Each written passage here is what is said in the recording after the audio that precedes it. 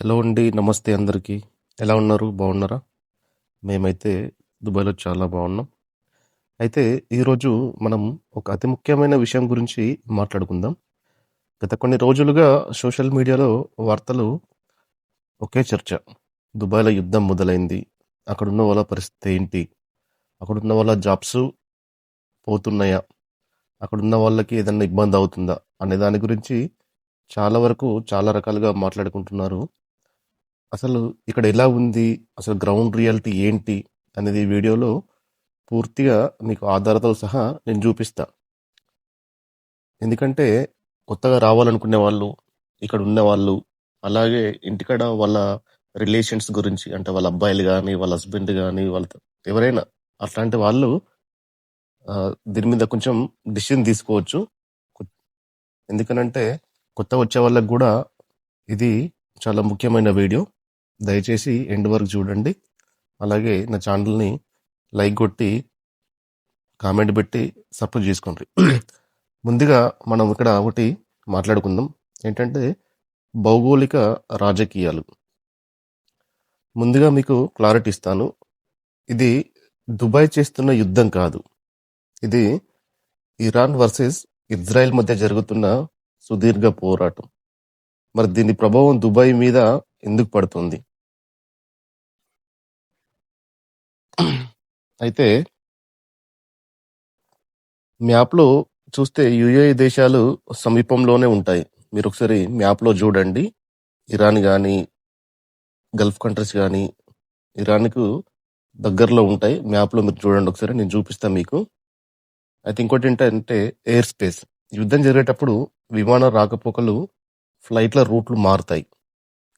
ఇంకోటి ఏంటంటే safety measures. రక్షణ కోసం యుఏఈ తన డిఫెన్స్ సిస్టమ్ను అలర్ట్ చేసింది. అయితే నిజం ఏంటంటే యుఏఈ ప్రభుత్వం తన పౌరుల భద్రత విషయంలో ప్రపంచంలోనే టాప్లో ఉంటుంది. ఇక్కడ నివసించే వాళ్ళకి భౌతిక ప్రమాదం చాలా అంటే చాలా తక్కువ. కానీ ప్రాంతీయ ఉద్రిక్తలు బిజినెస్ సెటిల్మెంట్ని సెంటిమెంట్ని దెబ్బతీస్తున్నాయి.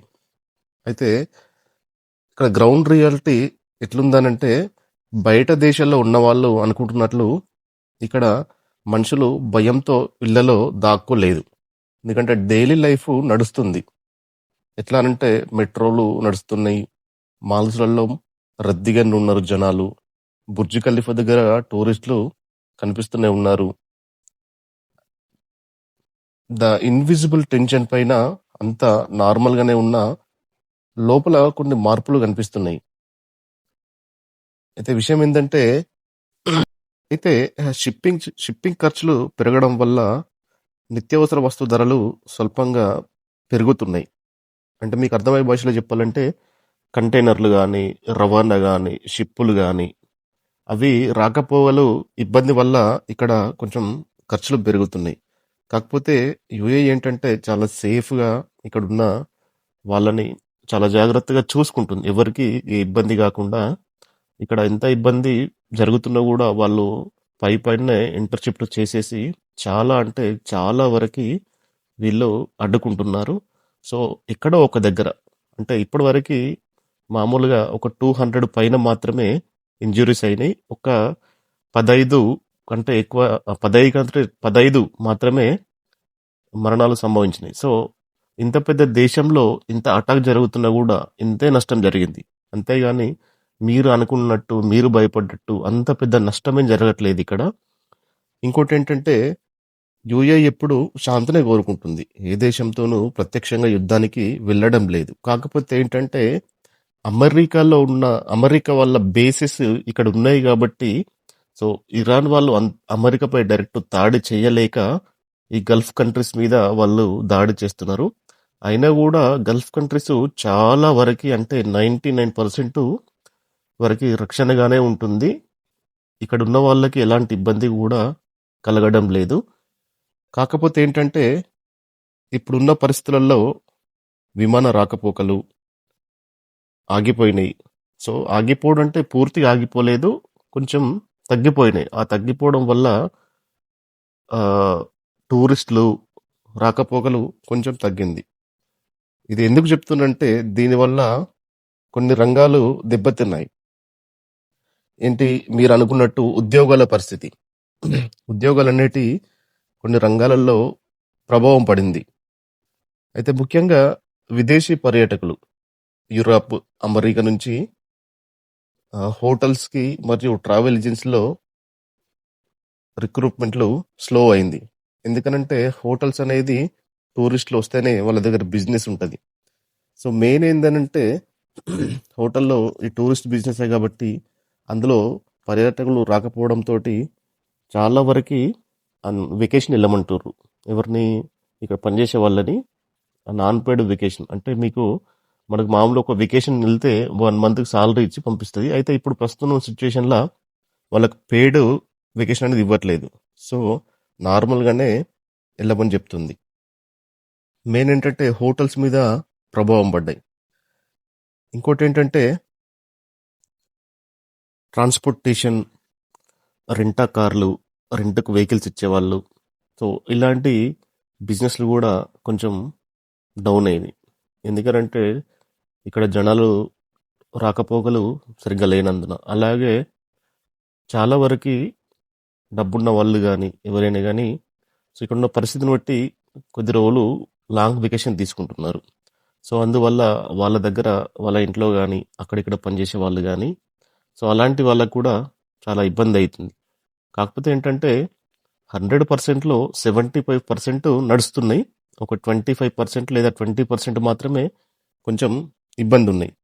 అలాగే ఇప్పుడున్న పరిస్థితులల్లా నిలకడగా ఉన్న రంగాలేంటంటే డిజిటల్ ట్రాన్సాక్షన్స్ పెరగడం వల్ల సాఫ్ట్‌వేర్ వాళ్ళకి డోకా లేదు. హాస్పిటల్స్, నర్సింగ్ ఉద్యోగాలు అవి ఎప్పుడూ డిమాండ్‌లోనే ఉంటాయి. ఇప్పటికీ మొదలైన ప్రాజెక్టులు ఆగవు. కాబట్టి సివిల్ ఇంజినీర్స్‌లు, లేబర్ రిక్రూట్‌మెంట్ కొనసాగుతుంది. కాకపోతే కొంచెం స్లోగా ఉంది. ఫస్ట్ ఉన్నంత హైగా లేదన్నట్టు. ఎందుకంటే ఇప్పుడున్న పరిస్థితులల్లా చాలా వరకు వాళ్ళకి వాళ్ళు భయపడుతున్నారు. సో ఇక్కడ గూడా కొంచెం ఇబ్బందికరంగా ఉండడంతోటి చాలా వరకి కొంచెం స్లో జేసిర్రు. సో హోల్డ్‌లో పెట్టేస్తున్నారు. హైరింగ్ జేసినా గూడా హోల్డ్‌లో పెట్టేస్తారు. ఇంకోటేంటంటే ముఖ్యంగా కొత్తగా వచ్చే వాళ్ళకి కంపెనీలు వెయిట్ అండ్ వాచ్ పాలసీని అనుసరిస్తున్నాయి. అంటే ఇంటర్వ్యూలు జరుగుతున్నాయి. కానీ జాయినింగ్ డేట్స్ వాయిదా పడుతున్నాయి. సో ఇప్పుడున్న పరిస్థితులలో మీరు ఇప్పుడు ఎట్లాగో మనకి ఇంటి దగ్గర సమ్మర్ కాబట్టి ఇక్కడున్న పరిస్థితిని బట్టి సో మీరు అక్కడ ఆగిపోయిందే బెటరు. ఎందుకనంటే ఈ సమ్మర్‌లో మీరు ఏదైనా స్కిల్స్ నేర్చుకుంటే దీని తర్వాత చాలా అంటే చాలా హైరింగ్స్ ఉంటాయి. మీరు స్కిల్స్ నేర్చుకోవడం బెటరు నన్నడిగితే. ఇంకోటి ఆర్థిక సవాళ్ళు. ఇప్పుడు ప్రస్తుతానికి ఉన్న దుబాయ్‌లో ఆర్థిక సవాళ్ళు ఎట్లున్నాయంటే దుబాయ్ ఎకనామీకి ఎప్పుడూ ఒక పరీక్ష ఎదుర్కొంటుంది. సరుకులు రవాణా కష్టమవ్వడం వల్ల ఇంపోర్ట్ కాస్ట్ పెరిగింది. రెంట్లు ఇంకా తగ్గలేదు. ఇన్కమ్ పెరగడం లేదు. రూపాయి విలువతో పోలిస్తే దిరం బలంగానే ఉన్న చేతిలో డబ్బు మిగలడం కష్టమవుతుంది. భారత, పాకిస్తాన్ కార్మికులు తమ ఇళ్లకు పంపే సొమ్ము సేవింగ్ సెషన్‌లో జాగ్రత్త పడుతున్నారు. యుద్ధంలో కూడా దిరం మాత్రం కొంచెం కూడా నష్టపోలేదు. ఇంకా మన ఇండియన్ కరెన్సీతో పోలిస్తే దిరం బలోపేతమైంది. ఎందుకనంటే ఒకప్పుడు 24, 23.4, 23.5, 24, 24 పాయింట్ ఉండేది. ఇప్పుడు డైరెక్ట్ 25.50 వరకు కూడా వెళ్తుంది. రోజు రోజు చూసుకుంటే 25.20, 30 ఇలా నడుస్తుంది. కాకపోతే ఏంటంటే ఇక్కడున్న కొన్ని రోజుల పరిస్థితి వల్లనే ఇది ఇలా ఉంటుంది. కానీ దుబాయ్ ఎప్పుడు కూడా సవాళ్ళు ఎదుర్కొంది. ఒకప్పుడు కోవిడ్ నుంచి గానీ 2008లో అయినా గానీ దుబాయ్ ఎప్పుడు బౌన్స్ బ్యాక్ అయింది. ఇప్పుడు కూడా చాలా ఫాస్ట్‌గా బౌన్స్ బ్యాక్ అవుతుంది. మీరు భయపడాల్సిందేం లేదు. కాకపోతే ఏదో దీన్ని ఒక యాక్సిడెంట్ లాగా ఫీల్ కావడం తప్ప. ఎందుకనంటే ఇక్కడున్న పరిస్థితులు గ్రౌండ్ లెవెల్‌లో అయితే బానే ఉన్నాయి. కొన్ని జాబ్స్‌కి మాత్రం ఇబ్బందయితుంది. సో చాలా వరకు కంపెనీస్ కూడా హైరింగ్ అనేటివి చేస్తున్నాయి. నేను మీకు స్క్రీన్ షాట్‌లో చూపిస్తా. అలాగే లేబర్ వ్యవస్థ కొంచెం ఇబ్బంది పడుతుంది. ఎందుకంటే ఖర్చులనేటివి పెరిగినాయి. సో మీరు కూడా మీరు ఎవరన్నా చిన్న సాలరీ వాళ్ళు ఉంటే వాళ్ళని కొంచెం ఇబ్బంది పెట్టకండి కొద్ది రోజుల దాకా. ఇక్కడ సడన్‌గా మీ కంపెనీ మిమ్మల్ని జాబ్‌లో నుంచి తీసేసినా కూడా మీకు కంపెనీ అన్ని సౌకర్యాలు కల్పించాలి. అది యూఏఈ రూలు. ఎందుకంటే మీకు ఫుడ్ గానీ, బెడ్ గానీ, మీకు బేసిక్ సాలరీ గానీ ఇవన్నీ ప్రొవైడ్ చేయాలి. ఒకవేళ మీరు ఇంటికెళ్ళాలన్నా గూడా కంపెనీ టికెట్ అనేది ప్రొవైడ్ చేస్తుంది. సో, కంపెనీ మిమ్మల్ని డబ్బులు కట్టమన్నా గూడా, ఏదన్నా కట్టమన్నా గూడా మీరు తగిన యాక్షన్ తీసుకోవచ్చు. మీకేదైనా ఇబ్బంది అట్లాంటిది ఏదైనా ప్రాబ్లమ్ ఉంటే నన్ను కామెంట్ రూపంలో అడగొచ్చు. అలాగే ఇంటి దగ్గర ఉన్న వాళ్ళు కూడా ఏం భయపడిన అవసరం లేదు. ఒకవేళ మీరిప్పుడు దుబాయ్ రావాలని ప్లాన్ చేస్తుంటే ఖచ్చితంగా ఈ 3 సూత్రాలు పాటించండి. చేతిలో ఆఫర్ లెటర్ లేకుండా కేవలం విజిట్ వీసా మీద వెళ్ళి ఉద్యోగం వెతుక్కుందామంటే చాలా రిస్కు. సాధారణ లేబర్ కంటే టెక్నికల్ స్కిల్స్ ఉన్న వాళ్ళకి మాత్రమే ప్రాధాన్యత ఉంటుంది.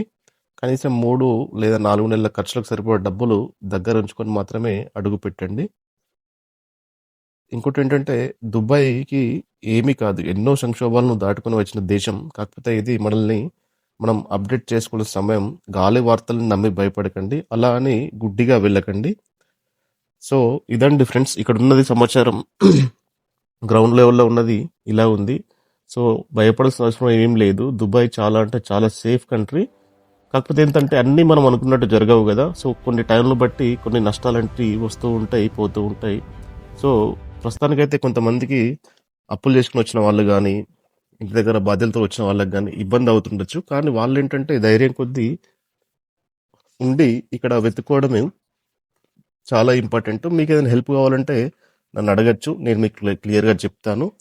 సరే అండి. నా వీడియో మీకు నచ్చినట్టయితే లైక్ చేయండి, కామెంట్ చేయండి, సబ్స్క్రైబ్ చేసుకోండి. థ్యాంక్ యూ సో మచ్ అండి.